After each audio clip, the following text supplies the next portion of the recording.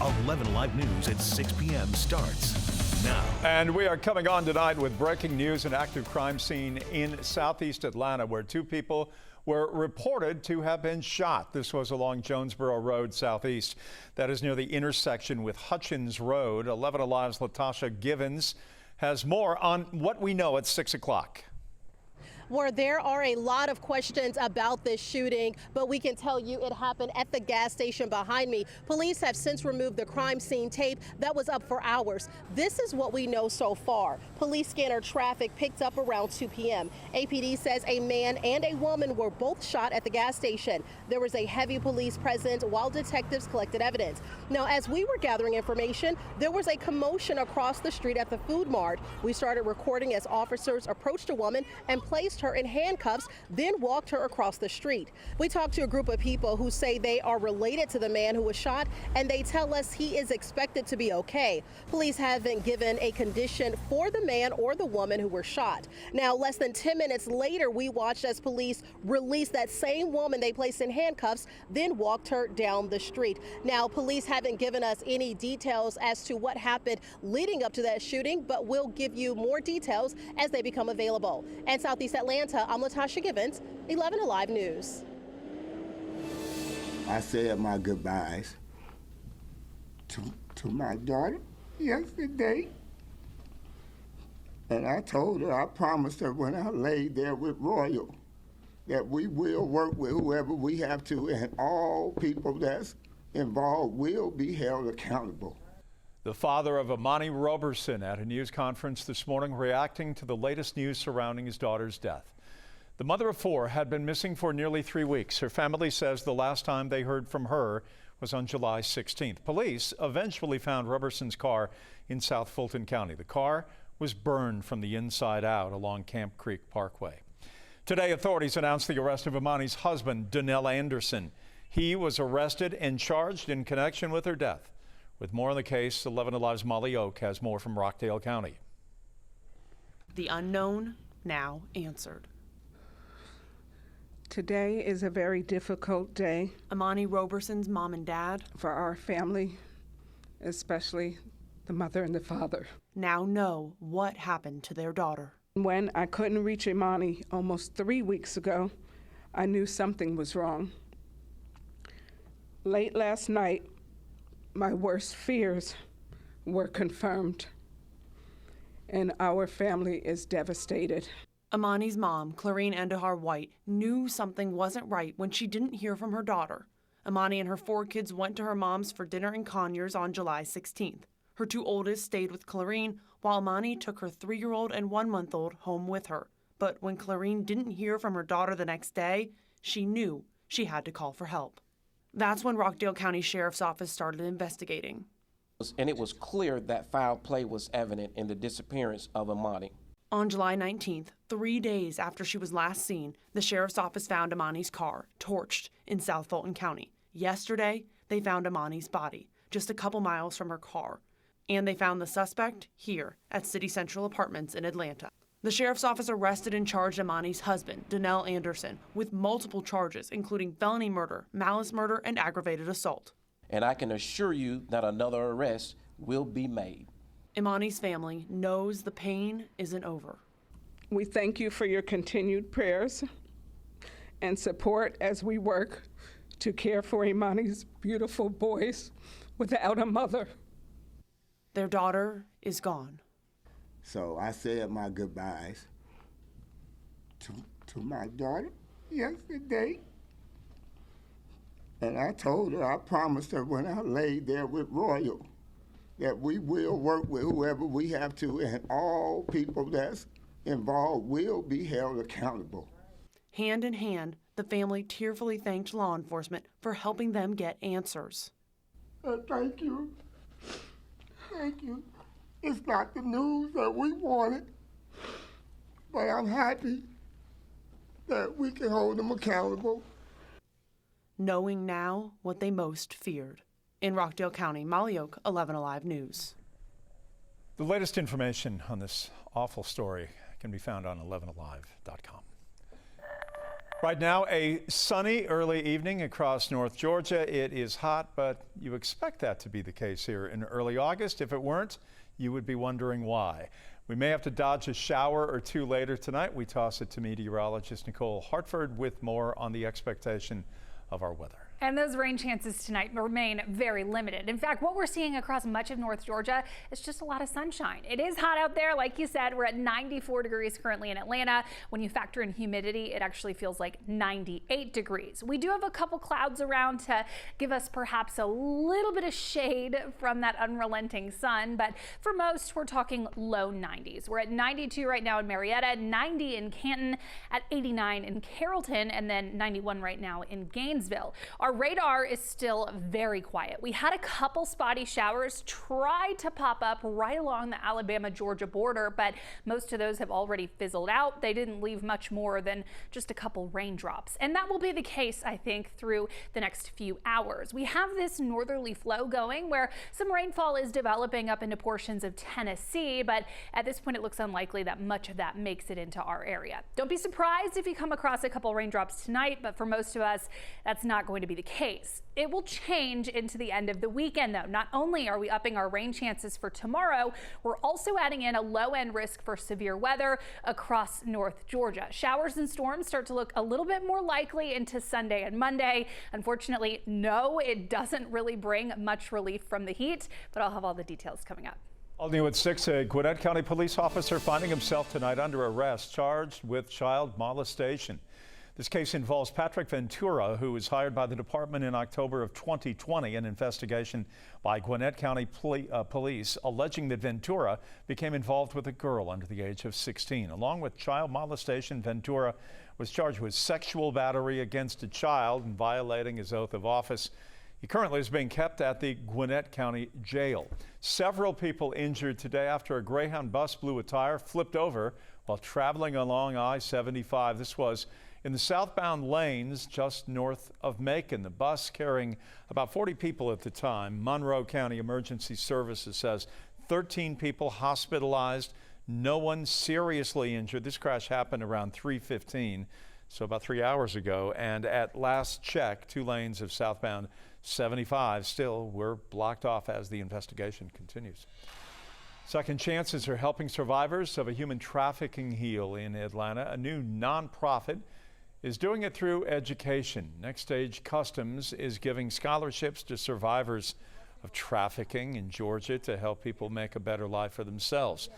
The money helps survivors go to college and earn their degree. Founder Crystal Brown said she began the charity after her own life experience proved how valuable it was for someone to believe in her.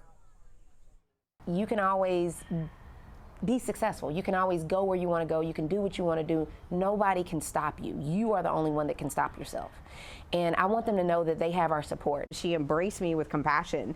And that's really, I think, another beautiful part of it is not everybody does that. Most people are afraid to talk to survivors because they're like, I don't know what to say to you. And I'm like, I'm human. Faith met Crystal while she was giving a talk about her own experience surviving human trafficking. She is going to use the money to earn a degree that will help others going through the same set of circumstances. We will link to the Next Stage Customs on our website if you want to apply to volunteer or to help.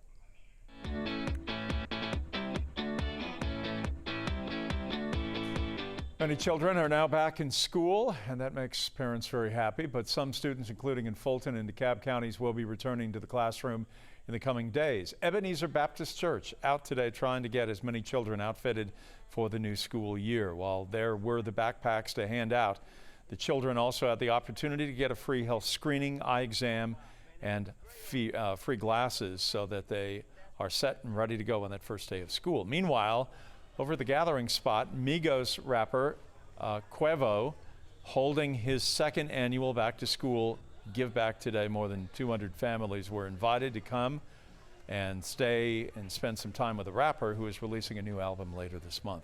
There was plenty of free stuff to be had. However, the nonprofit Tender Foundation was on site to help single mothers with bill pay assistance for rent, utilities, and child care cost. 11 Alive has a lot of information for you as we begin the new school year. To find out what you need to know, There's a lot of stuff there that parents will say, I didn't know that, but they will if they go to that website. This week saw another indictment handed to the former president, Donald Trump. We will look at how this impacts the 2024 race for the White House, as well as the ongoing Fulton County investigation. Right after the break.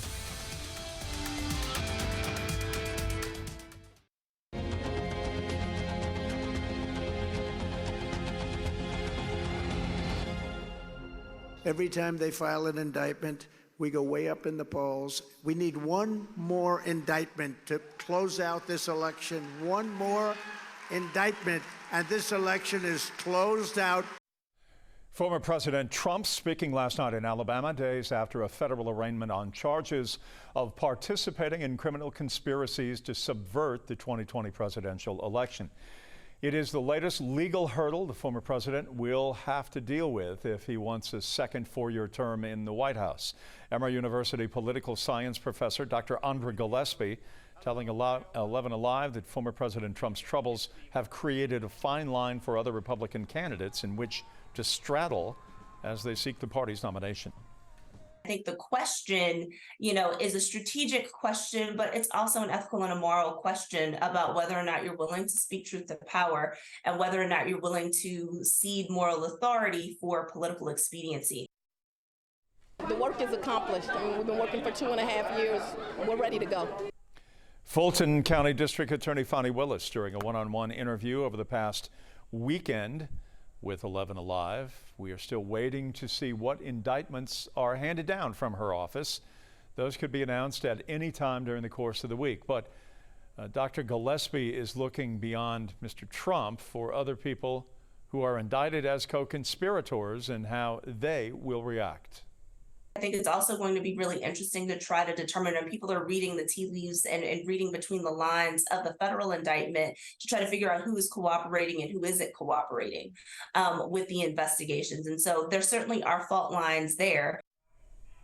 Fulton County says they are ready. The sheriff's office has been putting security measures in place for days, like barriers you are seeing there.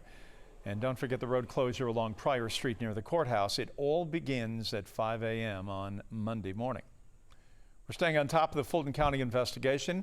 We wait to see the indictments that are handed down, and you can follow all of our coverage of the grand jury probe online at 11alive.com. On to meteorologist Nicole Hartford for an update and a view of our weather picture and pattern for the hours ahead. And our pattern for the next couple of days will include some rainfall. Some could get good accumulation. Others may end up coming away from this 7-day streak of rainfall chances with little to nothing. Right now, looking like more of nothing. Lots of sunshine, which is a great Saturday forecast for everyone out there. We're going to change it up a little bit for Sunday. You can tell there's some rain up towards the northwest. Some of those are prompting severe thunderstorm warnings, and all that moisture is going to be pushing into our area over the next 24 hours. It's associated with this incoming cold front. Don't get too excited. The word cold front is not going to do much for our temperatures, but it will provide that chance for some isolated showers and storms over the next couple of days. Rain chances are still only going to be about 40 to 50% both Sunday and Monday. So it's far from a guarantee for rainfall every day, but we'll see isolated to scattered activity, especially as the cold front comes through, and then it turns more hit and miss into Tuesday and Wednesday, with likely some drier days into the middle of this upcoming week. With that passing cold front, with our high humidity, that will also provide the opportunity for some isolated strong to severe storms. Those showers and storms that do manage to develop could produce some gusty winds, heavy rainfall, as well as frequent lightning. Our severe weather threat tomorrow is the level 1 risk, with that level 2 threat slightly higher on the far northern counties. Then on Monday, our severe weather threat escalates a little bit further with a level 2 risk across much of far north Georgia, and still that level 1 risk for the Atlanta metro area. Here's how it plays out on our forecast track. Now, many of our models do actually have some showers and storms developing, pushing in late tonight and into early tomorrow morning. Some of those again providing some heavy rainfall. This particular forecast model has us dry by the time most are waking up tomorrow morning, but I would not really count on that. We could still see a couple spotty showers or storms lingering into early Sunday morning. We'll get a little break during the middle of the day, and then as temperatures warm up 2, 3, 4 o'clock tomorrow, we'll watch as these isolated showers and storms once again push across the state. This is when our opportunity for severe weather is really going to kick in, with those showers and storms later Sunday afternoon as well as into the evening hours, and some of that will even continue into Sunday night, Monday morning, and throughout the day on Monday. Our temperatures are going to remain hot. I'm still forecasting highs tomorrow in the low to mid 90s. We'll get up to right around 94 degrees in Atlanta, but up into far north Georgia, especially at elevation, we could see some spots that stay in the 80s. Keep in mind, we also have high humidity, so this will actually make our feels like temperatures closer to that 100-degree mark. If you're going to be outside, it's not necessarily dangerous heat, but you want to make sure to stay hydrated and also take breaks if you're going to be doing any type of strenuous activity. Highs will stay in those low to even mid 90s through the entirety of this upcoming week. Our forecast is pretty much rinse and repeat. It may end up some of you still have to run the sprinklers, even with those 30 to 50% chance for rainfall. Temperatures will be lingering right around 90 degrees, which is pretty close to where we should be for this time of year through the week and potentially even into next weekend. Braves continued their weekend in Chicago and reacquainted with the native of Cobb County, Dansby Swanson, who is now with the Cubs, and Mr. Swanson with a hello to you too. We'll be right back.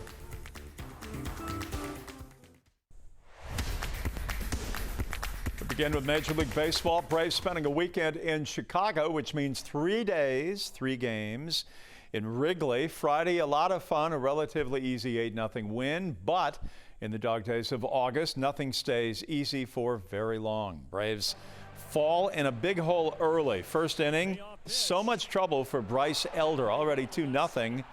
When Dansby Swanson gets all of that one, his first home run against his former employer. The Cubs would get 5 in the first inning. Braves would chip away. Ozzie Albies showing off his power. 25th of the season, cutting the lead to 5-2. But a lot of missed opportunities. Bases loaded in inning number 6. Austin Riley goes down swinging. Braves 2 for 10 with runners in scoring position, and the Cubs win by a count of 8-6. Falcons dealing with their first major injury issue of the training camp.